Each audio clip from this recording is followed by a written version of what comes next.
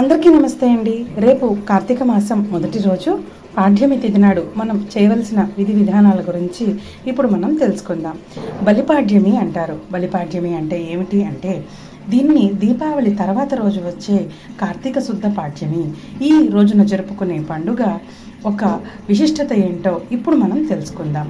ముందుగా మనం బలిచక్రవర్తి అంటే ప్రహ్లాదుని మనుమడే బలిచక్రవర్తి. ఈయన అసలు ఏం చేశాడు, పురాణాల్లో ఈయన విశిష్టత కొంచెం తెలుసుకుందాం. కార్తీక పాడ్యమి నాడు భూలోకానికి తాను రాజుగా ఉండేలాగా అనుగ్రహించమని వామనావతారంలో ఉన్న విష్ణుమూర్తిని బలిచక్రవర్తి కోరుతాడు.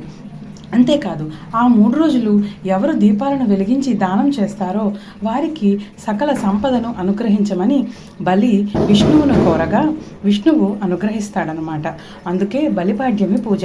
ఈ విధంగా తాను పాలించిన భూమిని చూసేందుకు ఈ 3 రోజులు సాయంకాలం వేళ బలిచక్రవర్తి విష్ణువుతో కలిసి వస్తాడట. అందుకే దీపావళి ముందు రోజు చతుర్దశి, దీపావళి రోజు, మరుసటి రోజు దీపావళి అమావాస్య తర్వాత వచ్చే పాడ్యమి నాడు ఈ 3 రోజులు కూడా ఆ సాయంకాలం వేళకి ఇంటి ముందున శుభ్రం చేసి ముగ్గులు వేసి ఎవరైతే దీపాలు పెడతారో ఆ వేడుక చూసి తన ప్రజలంతా సంతోషంగా ఉన్నారని సంతోషపడి తిరిగి బలి పాతాళానికి వెళ్ళి ఆ రోజునే ఆ బలిపాడ్యమి పూజగా మనం జరుపుకునే పూజ అన్నమాట.